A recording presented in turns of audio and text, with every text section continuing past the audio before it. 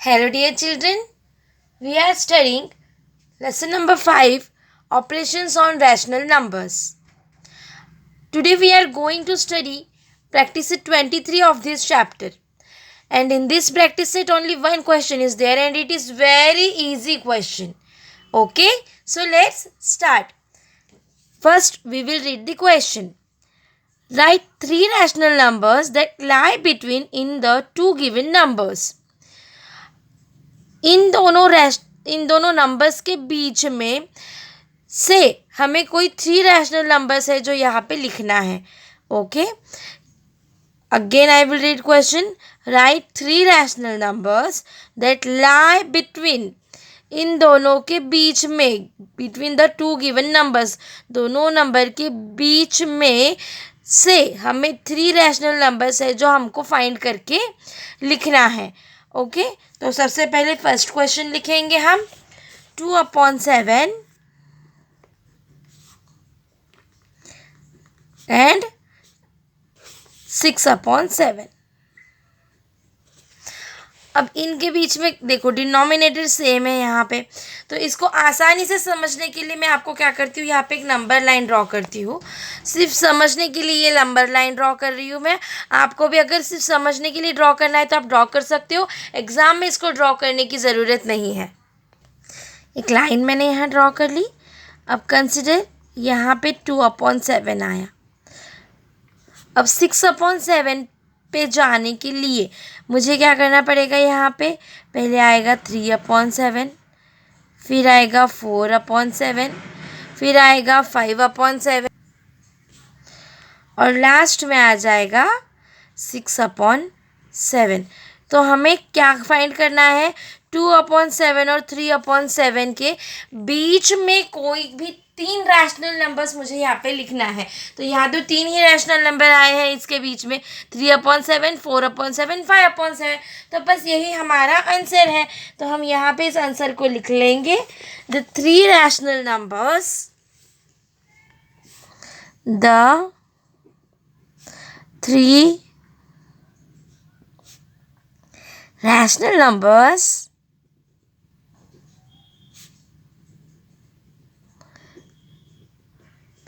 that lying between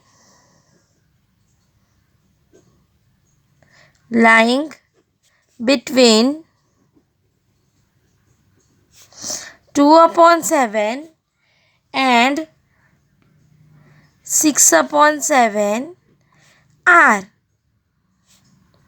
3/7, 4/7 and 5/7. Answer is finished. जैसे कि मैंने बोला था कि ये क्वेश्चन बहुत ही आसान है, सिर्फ 1 लाइन में यहाँ आंसर फिनिश्ड हो गया. समझ में आया आप लोगों को. नेक्स्ट क्वेश्चन भी कुछ इसी तरीके का है, हम सॉल्व करेंगे. देखो यहाँ पे डिनोमिनेटर्स चेंज हो गए, मैं इसको बाद में समझाऊंगी. तो जो सेम डिनोमिनेटर के है वो हम पहले कर लेंगे. Question number 4. 7/9, -5/9. अब आपको पता है कि -5/9 जो है वो स्मॉलर है.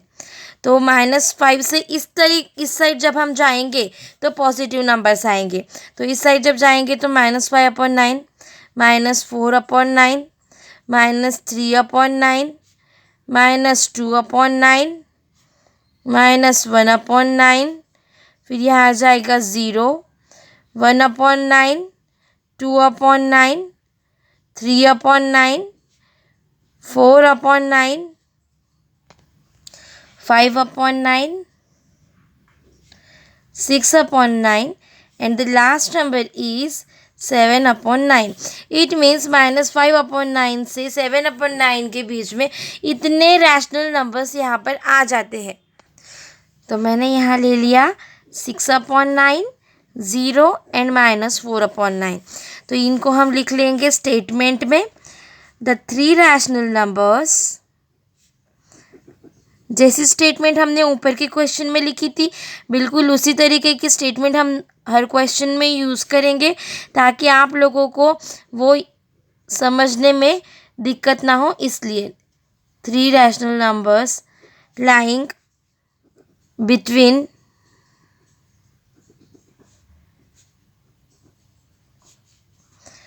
7/9 and -5/9 are -4/9, 0 and 6/9। ओके, ये क्वेश्चन नंबर 4 था। अब यहाँ पे देखिए, ये क्वेश्चन सेम उसी तरीके का है, आप होमवर्क बुक में करोगे। 5/7, 11/7, ये भी उसी तरीके का है जो आप होमवर्क बुक में करोगे। अब हम देखेंगे उस नंबर्स को जिनके डिनोमिनेटर डिफरेंट है। ओके, अब इनका हमको क्या करना पड़ेगा, जिनके डिनोमिनेटर्स डिफरेंट है। जिनके डिनोमिनेटर सेम थे हमने तो उसको जैसे नंबर्स को सॉल्व करते उसी तरीके से सॉल्व कर लिया, क्योंकि उनके डिनोमिनेटर सेम थे। तो अब हम क्या करेंगे, जिनके डिनोमिनेटर सेम नहीं है उनके डिनोमिनेटर्स को हम क्या करेंगे, सेम बनाएंगे और उसके बाद में उसको सॉल्व करेंगे। ठीक है, जैसे हम फ्रैक्शन के एडिशन सब्ट्रैक्शन में करते हैं, पहले उनके डिनोमिनेटर सेम करते हैं और फिर उनका एडिशन सब्ट्रैक्शन जो हमको करना है वो हम करते हैं। इन द सेम वे यहाँ पे भी हम क्या करेंगे, पहले डिनोमिनेटर्स जो है उनको सेम करेंगे। तो क्वेश्चन नंबर 2, 4/5, 2/3।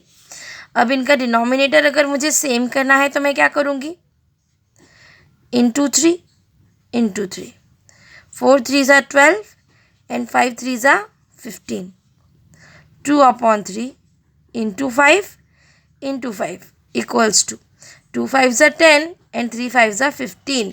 तो अब हमको कौन से नंबर मिल गए, 12/15 एंड 10/15। इनकी तो हम नंबर लाइन ड्रॉ कर सकते हैं, पर जब हम ये नंबर्स नंबर लाइन पे लिखेंगे तो देखो 10/12, 11/12, sorry 10/15, 11/15 and here 12/15। How many numbers are there in between 10/15 and 12/15? Only one number is there and we want 3 rational numbers, so we cannot use these numbers। हमने ये नंबर्स नहीं चलेंगे, हमें इतने पे से ही समझ जाना है। अब हम क्या करेंगे, इसका मतलब ये नंबर्स रॉन्ग दिए हैं क्या उन्होंने, नो उन्होंने रॉन्ग नहीं दिए। अब हम क्या करेंगे, इसको यूज़ नहीं करेंगे। 4/5, 2/3। अब हम दूसरा नंबर चेक करेंगे इन दोनों के टेबल में, 15 से बिगर जो दोनों के टेबल में आता है, तो 30 दोनों के टेबल में आता है। तो हम क्या कर लेंगे, अब 5 6 30, 4 6 24/30, 3 into 10, 2 into 10, 20/30। अब नंबर्स को चेक करो, 20/30, 21/30, 22/30, 23/30 and 24/30। Now how many numbers are there in between 20/30 to 24/30? 1 2 3 rational numbers are there, so we got our answer, we can get our answer।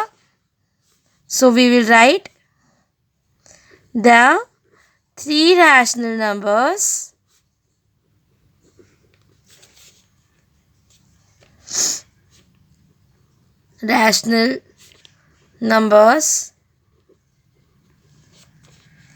lying between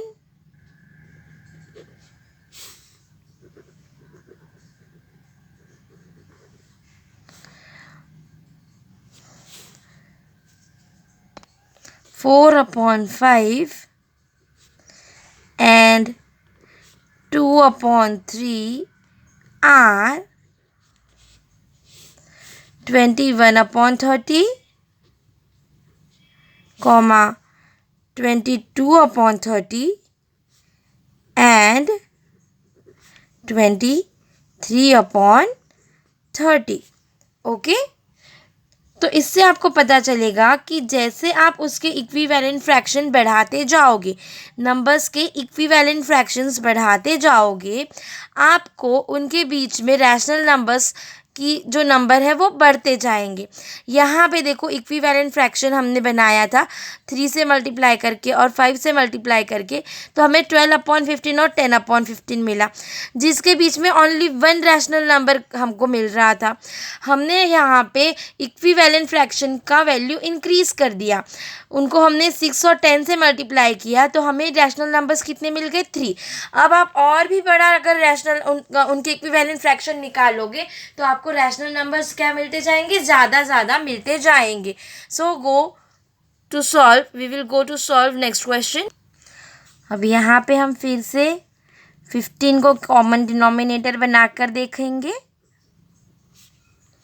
-10/15, 5 into 3, 4 3s are 12 and 5 3s are 15। अब यहाँ पे number line draw करने का हम सोचेंगे तो हमें देखो कितने नंबर्स मिल जाएंगे। -10/15, -9/15। मैंने नंबर लाइन नहीं ड्रॉ किया, मैं डायरेक्टली नंबर लिख रही हूँ अभी यहाँ पे। -8/15, -7/15, -6/15, -5/15, -4/15, -3/15, 0, यहाँ पे 1/15। बीच के नंबर्स मैंने लिखे नहीं, आप लोग समझ गए होंगे। -2/15 एंड -1/15, 1/15, 2/15, 3/15, 4/15, 5/15, 6/15, 7/15, 8/15, 9/15, 10/15, 11/15 एंड 12/15। ये नंबर्स यहाँ पे इतने सारे रैशनल नंबर्स हमको जो यहाँ पे मिल रहे हैं।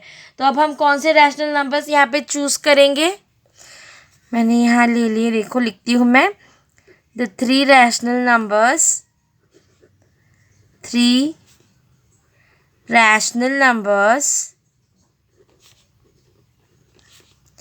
lying between -2/3,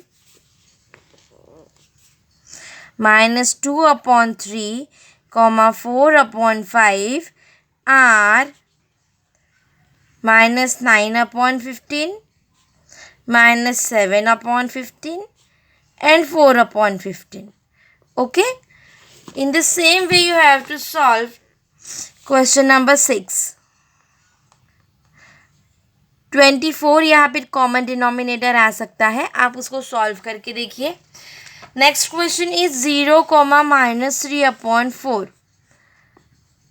question number 8, 0, -3/4। तो यहाँ पे जब हम क्वेश्चन सॉल्व करेंगे और हमने जब हम नंबर लाइन ड्रॉ करके देखी वहाँ पे, ठीक है, तो हमें पता चलेगा कि 0, -1/4, -2/4 एंड -3/4, इन दोनों नंबर्स के बीच में only 2 numbers are there, 2 rational numbers are there. और हमें कितने रैशनल नंबर्स चाहिए? 3 रैशनल नंबर्स चाहिए। तो हम क्या करेंगे, इसके डिनोमिनेटर को इंक्रीज़ करेंगे। हम क्या करेंगे, इसका इक्विवेलेंट फ्रैक्शन बनाएंगे, इसके डिनोमिनेटर को 8 कर देंगे। तो यहाँ पे देखो 0/1 × 8 × 8 equals to 0/8, -3/4 × 2 × 2, -6/8। Now there are number of rational numbers lying between 0 to -6/8। तो मैं इसी को कंटिन्यू करती हूँ यहाँ पे। -4/8, -5/8 एंड ये आ गया -6/8। ये सिर्फ समझने के लिए, इसलिए मैंने इस तरीके से इसको ड्रॉ किया हुआ है यहाँ पे। So the 3 rational numbers lying between 0 and -3/4 are -1/8, -2/8 and -5/8. Here we have finished our practice set 23. 4 questions are homework for you. Sorry, 4 no. Only 3 questions are homework for you. Now we are going to start practice set 23 for solving. Okay अब हम practice set 23 हो गया है, sorry practice set 24 जो है हम start करेंगे अभी सॉल्व करने के लिए. फर्स्ट क्वेश्चन, यहाँ पे भी एक ही क्वेश्चन है तो हम क्वेश्चन रीड करेंगे. सबसे पहले right the following rational numbers in decimal form. ये रैशनल नंबर्स है, इनको हमें डेसिमल फॉर्म में लिखना है. तो इस रैशनल नंबर को डेसिमल फॉर्म में लिखने के लिए हम क्या करेंगे, इसका डिवीजन करेंगे. ओके 13 को हम डिवाइड करेंगे 4 से. ओके तो डिवीजन तो आप सभी को आता है अच्छे से. यहाँ पे हम पहले ले लेंगे 13 क्योंकि 1 डिवाइड नहीं होगा 4 से, इसलिए. तो 4 3 ज़ा 12. सब्ट्रैक्शन किया तो रिमाइंडर 1 आ गया यहाँ पे. अब क्या करेंगे, यहाँ पे तो डिवीजन आगे हो नहीं सकता तो हम लगाएंगे यहाँ डेसिमल. ओके डेसिमल यहाँ जब लगता है तो वो आंसर में भी लगता है. ठीक है, अब डेसिमल लगाने के बाद में आपकी नीड के अकॉर्डिंग, ज़रूरत के अनुसार आप यहाँ पे नंबर ऑफ़ ज़ीरो इंक्रीज़ कर सकते हो. ओके डेसिमल लग गया. डेसिमल जब यहाँ आएगा तो वो आंसर में भी आएगा. ओके 0 लिखा, 0 को नीचे लिया. 4 2 ज़ा 8. 2 अब फिर से ख़त्म हो गया. अब फिर से डेसिमल लगा के फिर से 0 लेना नहीं. एक बार डेसिमल लग गया यहाँ पे तो आप नंबर ऑफ़ ज़ीरो ले सकते हो, जितने चाहे उतने ज़ीरो ले सकते हो. अब इसको 0 को नीचे लिया. 4 5 ज़ा 20. आंसर जो है वो मुझे मिल गया. रिमाइंडर जो है वो 0 0 आ गया. अब ये डेसिमल लगा के 0 लेने का प्रोग्राम हमें कब तक करना है, तो पहली बात ये याद रखनी है कि वहाँ पे 0 0 आ जाएगा. रिमाइंडर तब तक आप लोग ले सकते हो.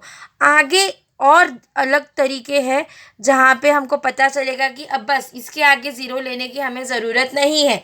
वो मैं आपको वक्त आने पे बताऊँगी. पहली बात तो ये थी कि जब रिमाइंडर 0 0 आ जाता है तो आगे आपको सॉल्व करने की ज़रूरत नहीं है. So we got our answer. Answer is 3.25. Okay next question. -7/8. -7/8. Minus number में डिवीजन नहीं होता है तो हम क्या करेंगे, -1 × 7/8 इस तरीके से इसको लिख सकते हैं हम. अब हम क्या करेंगे, 7/8 इट मीन्स हम 7 को डिवाइड करेंगे 8 से. डिवीजन यहाँ पे पॉसिबल नहीं है तो हम 0 ले लेंगे यहाँ पे, रिमाइंडर 0. अब हमको क्या करना है, डेसिमल लगाना है. हम यहाँ क्या करेंगे, डेसिमल लगाएंगे. डेसिमल लगाने के बाद हमको क्या मिल जाती है, यहाँ पे परमिशन मिल जाती है. हमें परमिशन मिल जाती है किस बात की, कि अब आप जितने चाहे उतने 0 आपकी नीड के अकॉर्डिंग यहाँ यूज़ कर सकते हो. 7.0 नीचे आ गया, ये 0. 7 8 यहाँ पे आ जाएगा. फिर 8 8 ज़ा 64. सब्ट्रैक्शन किया, रिमाइंडर आ गया 0. Again we will write here 0. नीचे आ जाएगा 0. 8 7 ज़ा 56. Again we will do here subtraction. We got remainder as 4 and again we will write here 0. इसको हम फिर से नीचे ले लेंगे. 8 5 ज़ा 40. अब रिमाइंडर मिल गया हमें 0 0, तो यहाँ हमारा आंसर है वो हो गया फिनिश्ड. तो आंसर क्या आ गया हमारा यहाँ पे 0.875. ओके, नेक्स्ट 7 3/5, 7 3/5, ये मिक्स्ड फ्रैक्शन है तो हम इसको पहले कन्वर्ट कर लेंगे। 5 7 35, 36, 37, 38, 38/5। इट मीन्स यहाँ पे हम डिवाइड करेंगे 38 को 5 से, 5 7 35, we got remainder as 3. Now we will put a decimal point here and in answer also. It is compulsory that जब यहाँ पे आप डेसिमल लगाते हो तो आपको आंसर में भी डेसिमल का पॉइंट लगाना ही होगा. You have to put decimal point in your answer also, question also. Okay, now you got permission of taking zeros.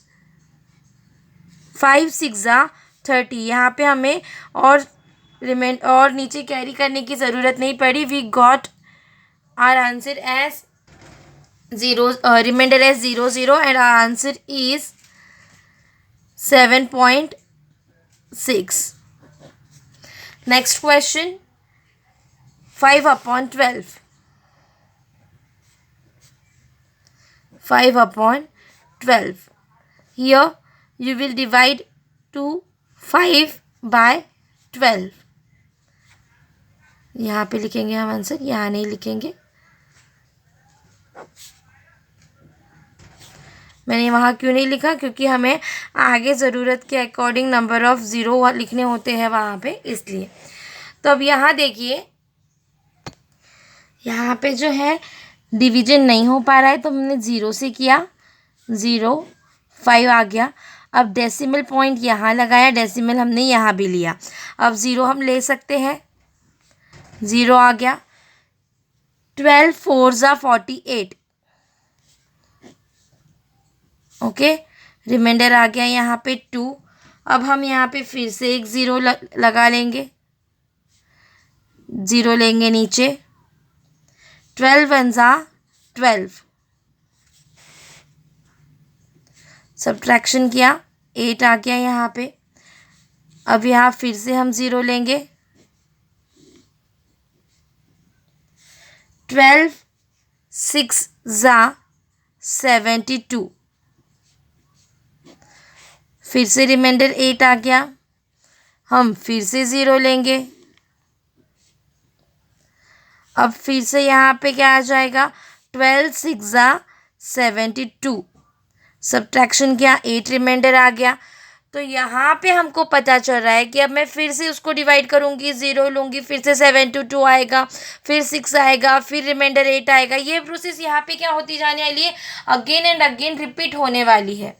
ठीक है, तो इट मीन्स यहाँ पे हमारा हो गया रिकरिंग, हो गया रिकरिंग, मतलब जब number again and again repeat होता है तो वो हो जाता है. तो यहाँ पे हम क्या करेंगे, हमें आंसर को किस तरीके से लिखना है, हम लिखेंगे 0.416. 6 ये नंबर रिपीट हो रहा है तो हम 6 के ऊपर क्या करेंगे, एक डॉट दे देंगे. इस आंसर को इस तरीके से लिखेंगे. जब नंबर रिपीट होता है तो उस नंबर के ऊपर हम डॉट दे देते हैं कि 6 जो है वो रिपीट हो रहा है यहाँ पे. और यहाँ पे आगे जैसे मैंने आपको बोला था कि अब 0 लेने की प्रोसेस कब यहाँ तो रिमाइंडर 0 0 नहीं आया, पर हमने अब आंसर को हमारे क्या कर दिया, यहाँ पे स्टॉप कर दिया. तो कब स्टॉप किया, जब वो नंबर क्या हो रहा था, रिमाइंडर वाला रिपीट हो रहा था, तब हमने उसको वहाँ पे स्टॉप कर दिया. Next question 22/7. डिवीजन स्टार्ट करेंगे. 7 3 21, रिमाइंडर आ गया 1. ओके, सब्ट्रैक्शन करने के बाद में रिमाइंडर आया यहाँ पे 1. Now we will put a decimal point here and here, 0. तो 0 आ गया यहाँ पे. 7 1 7, subtraction 8 9 10, 3. Again take a 0. 7 4 28. 2. Put a 0. Take a 0. 7 2 14. Remainder is 6 0 0 7 8 जा 56 4 0 0 7 5 जा 35 5 0 0 7 7 जा 49 1 0 0। अब यहाँ पे जब आप ऑब्ज़र्व करोगे तो देखो, यहाँ पे आपको मिला था फर्स्ट इसमें ही, यहाँ पे आपको 1 0 मिल गया था, यहाँ पे भी फिर से 1 0 आ गया।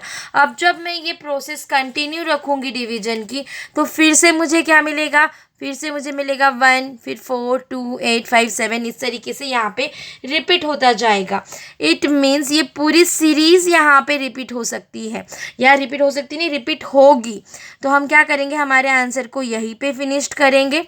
अब इस आंसर को कैसे लिखेंगे, 3.14285 ये पूरा पहले मैंने एज इट इज़ लिख लिया। अब रिपीट कहाँ से होने वाला है, तो 1 से होने वाला है यहाँ पे, तो इसको हम ऊपर दे देंगे पूरी लाइन। इट मीन्स ये पूरा नंबर जो है वो रिपीट होगा।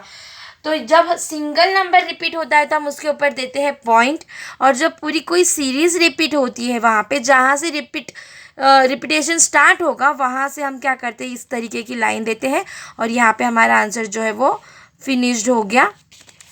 Question number 6 and question number 7 is homework for you, और उनके आंसर मैं आपको बता देती हूँ ताकि आप उनको चेक कर सको, इसलिए। तो यहाँ पे आ जाएगा 1.3, 3 होगा रिकरिंग फॉर्म में, 3 रिपीट होगा, और यहाँ आ जाएगा 0.7। ओके, आई होप आप लोगों को समझ में आया है। तो इसको सॉल्व करके आप लोगों ने मुझे जल्दी से शेयर करना है, ताकि हम नेक्स्ट वीडियो में इस चैप्टर को आसानी से फिनिश कर सके। आपको अगर कोई भी डाउट होगा इस चैप्टर से रिलेटेड, तो आप मुझे पर्सनली कांटेक्ट करके डिस्कस कर सकते हो। Thank you, bye, take care.